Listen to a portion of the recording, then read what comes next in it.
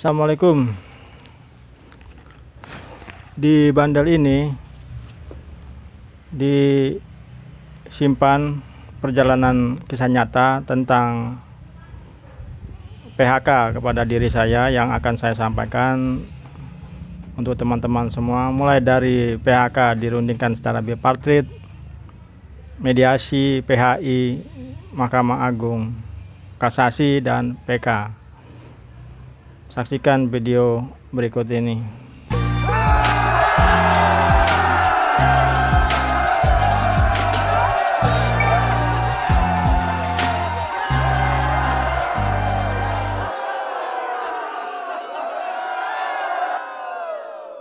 Proses hukum sampai kasasi saya menang, sampai PK saya menang.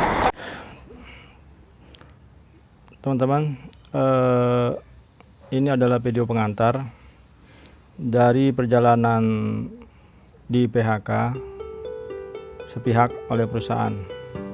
Jadi pada saat itu, sebagaimana umumnya pekerja yang lain, saya sedang bekerja, tiba-tiba dipanggil oleh perusahaan untuk menemui bagian personalia, dan di situ dipanggil oleh pihak perusahaan bahwa pada hari ini saya di PHK.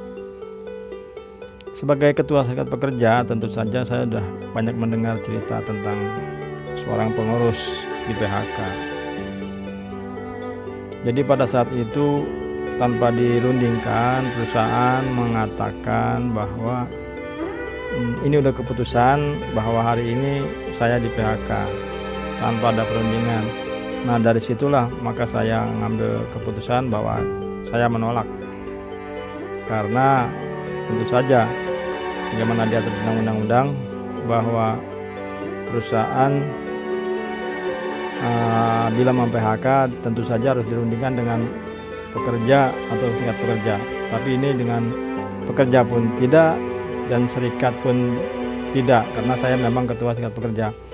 Dari situ tetap perusahaan memutuskan untuk mem-PHK. Jadi keesokan harinya saya tetap menjalankan kewajiban saya kerja, tapi perusahaan menganggap saya sudah di PHK. Jadi beberapa hal ini saja dilarang oleh perusahaan melalui satpam, nggak boleh masuk dan lain sebagainya.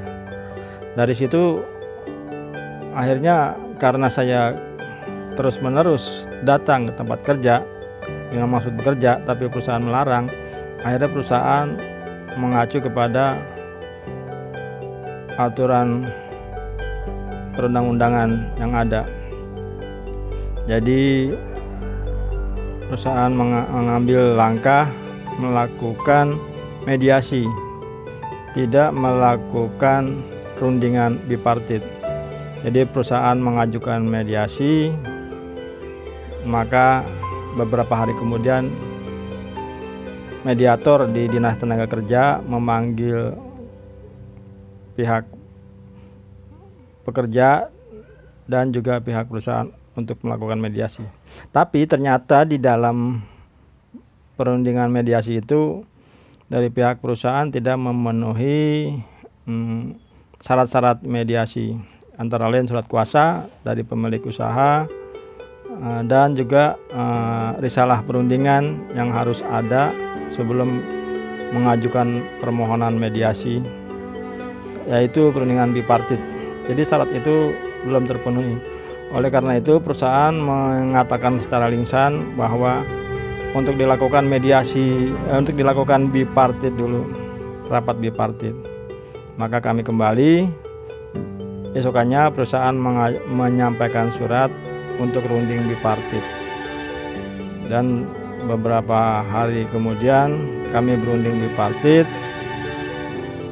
dan tetap pada pendirian masing-masing kalau perusahaan tetap mengajukan PHK sepihak kepada pekerja, kepada diri saya. Dan tentu saja karena PHK sepihak, maka saya menolak. Nah, disitulah disampaikan di dalam risalah perundingan bipartit itu syarat-syarat ketentuan dari pihak perusahaan apa pendapatnya, dari pihak pekerja mengapa menolak di PHK. Nah, kelengkapan daripada permohonan mediasi itu dilanjutkan oleh pihak perusahaan. Jadi pihak perusahaan yang mengajukan mediasi, permohonan mediasi terhadap kasus untuk mem-PHK saya. Tentu saja setelah beberapa hari datang panggilan, dirundingkan.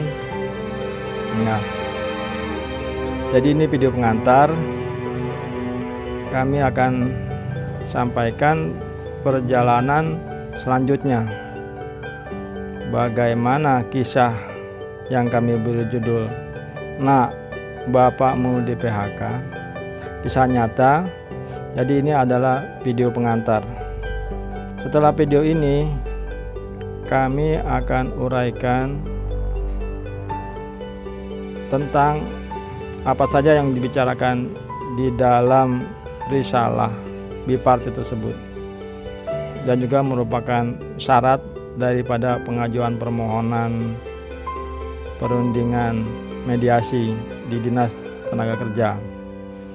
Video-video selanjutnya akan saya buat secara episode berseris gitu, dari kasus "Nak, anak bapakmu di PHK" ini, maka akan kami buat secara rinci pada saat bipartit, tripartit, PHI, kasasi di Mahkamah Agung, sampai dengan pengusaha mengajukan peninjauan kembali atau PK.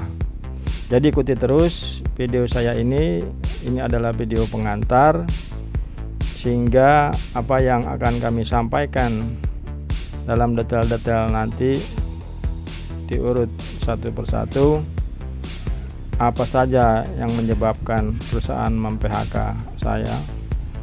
Jadi ini bukan bicara masalah siapa yang salah, siapa yang benar, tapi ini bicara mengenai kesiapan apa bagi seorang aktivis serikat pekerja untuk menghadapi hal-hal yang kiranya akan terjadi ke depan, dan bagaimana mengatasinya secara mental, kesiapan mental dari individu aktivis serikat pekerja. Jangan lupa like dan subscribe channel ini, channel Helmi, agar channel ini dapat berkembang dan dapat memberikan manfaat buat semua teman-teman di serikat pekerja, buruh, pekerja di Indonesia. Demikian, terima kasih. Assalamualaikum warahmatullahi wabarakatuh.